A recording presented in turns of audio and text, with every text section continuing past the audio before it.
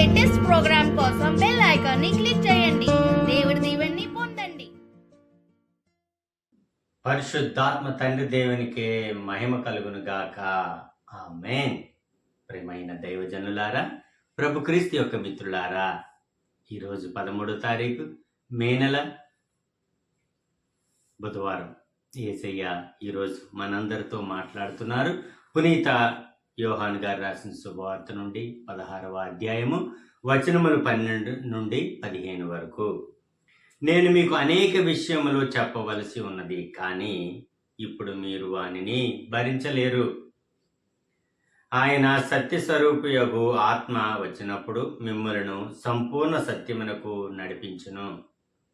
ఆయన తనంతట తాను ఏమీ బోధింపక తాను వినిన దానినే బోధించును.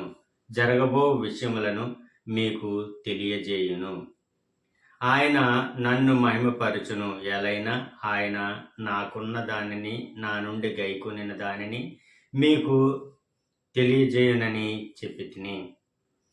తండ్రికి ఉన్నదంతయు నాది, అందుచేత నా నుండి గైకొని మీకు తెలియజేయను అని చెప్పి తిని. ఇది ప్రభు అయిన క్రీస్తుని యొక్క వాక్కు. క్రీస్తు ప్రభువా మీకు స్తుతి మహిమ కలుగును గాక. ఆమేన్. తండ్రి వందనం, యేసయ్య వందనం, పరిశుద్ధాత్మ దేవా వందనం. Praise the Lord. హల్లెలూయా. ప్రియ దేవుని బిడ్డలారా, యేసయ్య స్నేహితులారా, ఈరోజు యేసయ్య మనందరికీ కూడా గొప్ప విషయాలను, పరలోక రాజ్యం యొక్క పరమ రహస్యాలను మనకు తెలియజేస్తున్నారు. అయితే ఈ మొదటి వాక్యంగా యేసయ్య పలికిన మాట, నేను మీకు అనేక విషయములు చెప్పవలసి ఉన్నది, కానీ ఇప్పుడు మీరు వానిని భరించలేరు.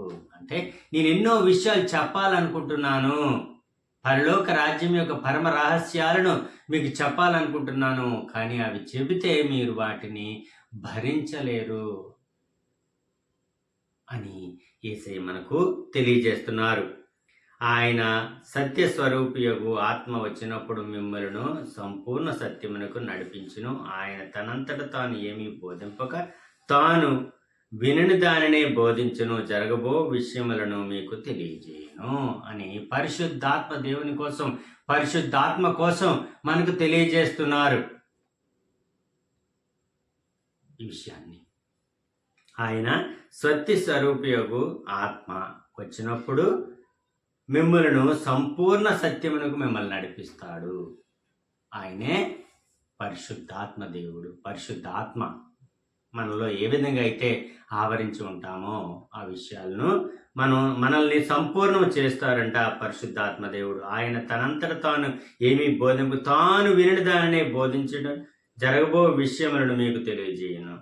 ఆయన నన్ను మహిమపరచును. ఎలైనా ఆయన నాకున్న దానిని నా నుండి గైకొని దానిని మీకు తెలియపరచును.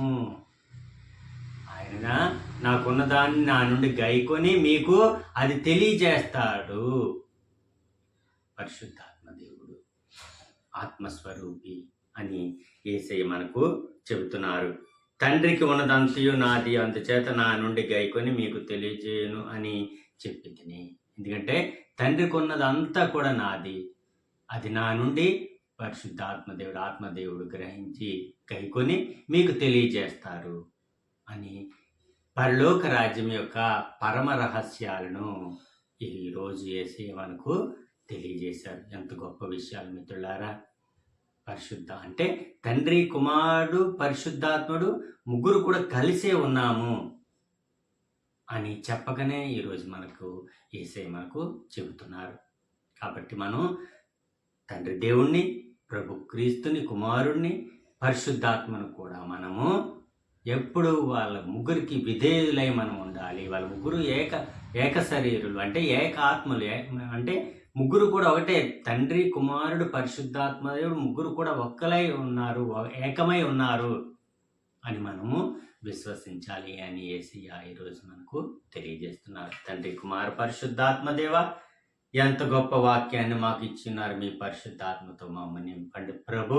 తండ్రి, మాకు అన్ని మీరే తెలియజేస్తున్నారు. పరిశుద్ధాత్మను పంపించి మాకు సర్వస్వాన్ని మీరే సంపూర్ణంగా తెలియజేస్తున్నందుకు వందనాలు, స్తోత్రాలు తండ్రి.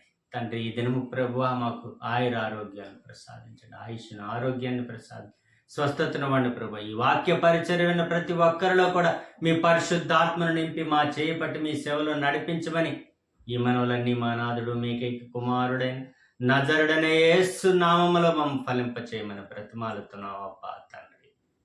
ఆమేన్, ఆమేన్, ఆమేన్. God bless you all. దేవుడు మిమ్మల్ని దీవించును గాక. ఆమేన్.